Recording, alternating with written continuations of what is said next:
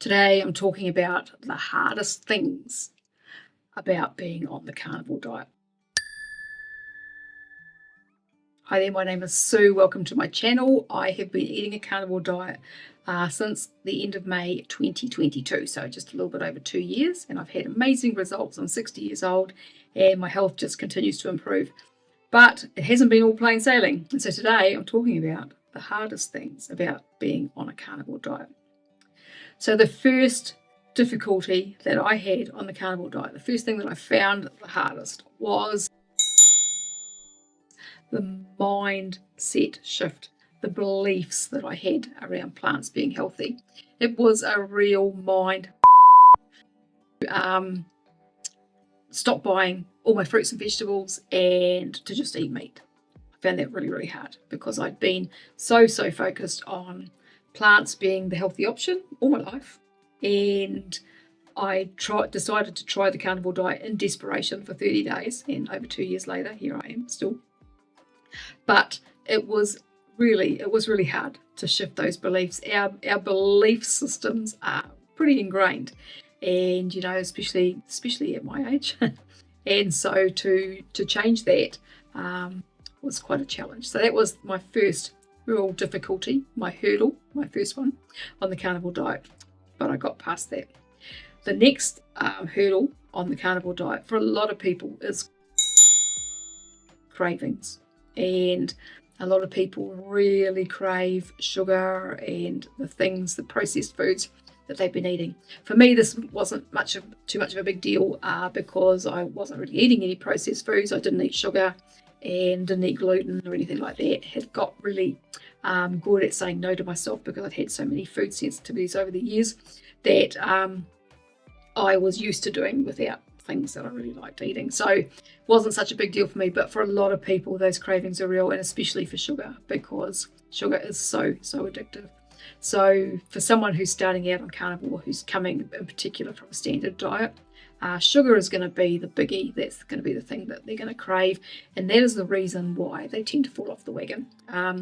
My suggestion there would be to allow yourself just the absolute favourite carnivore foods and as much of them as you want for a decent period of time, and that way if you're fully satiated, if you're eating foods that you really love, then you're going to find it easy to get past those cravings.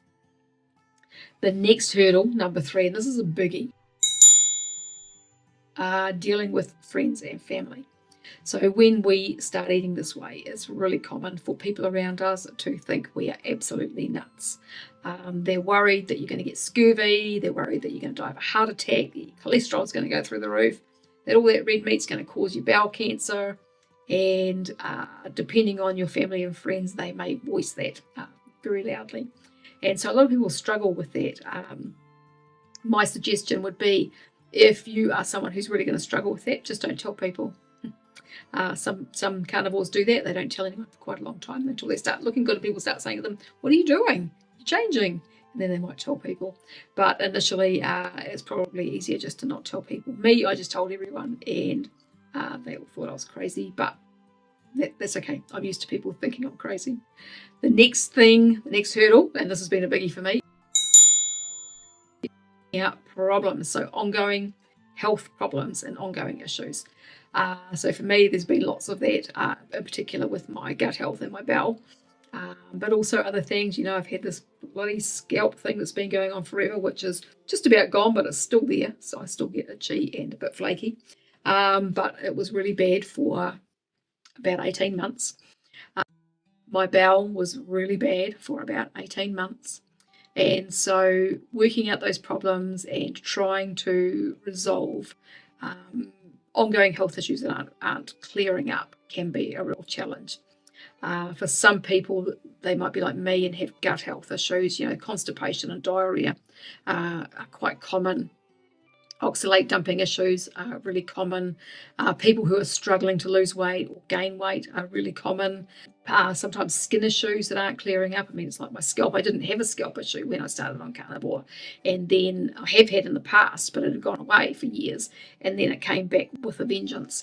And so working those things out and trying to figure out what's actually going on and how to resolve it can be really, really hard. Now, I have set up a locals group on locals.com for people who are having problems like this. So because I've had so much kind of ongoing stuff, and then a lot of the people that follow my YouTube channel here also have ongoing issues, I thought it would be great to set up a place where people who are having problems on Carnivore can come and hopefully find at least support, if not help.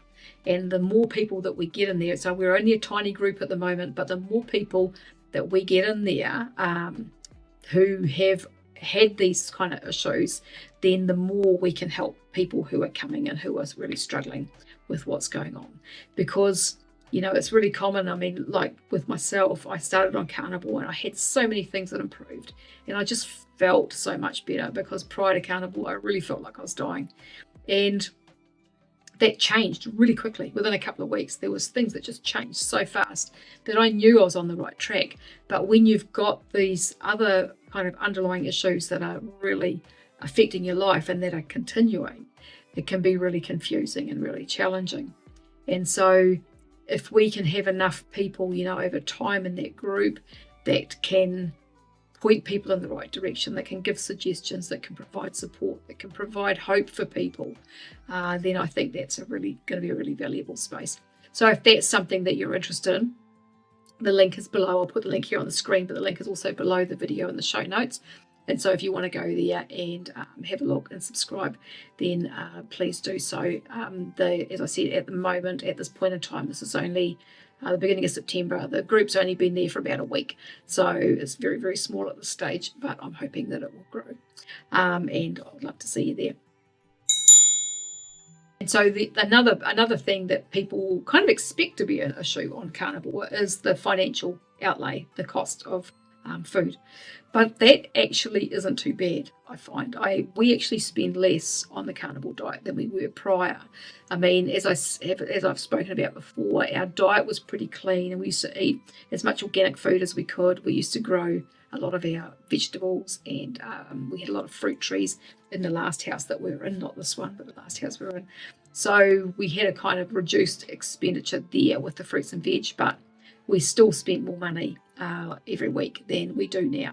When we first started on Carnivore, it was more expensive because we were eating more. My appetite just went through the roof, and hubby as well. I mean, his was up as well. But we've kind of settled. You know, it takes a little bit of time. If that does happen, it takes a little bit of time for that to settle, and that's purely because you've got nutritional deficiencies and your body just wants lots and lots of meat. And so I just let that happen. I just went with it, and so we were eating a lot when we first started.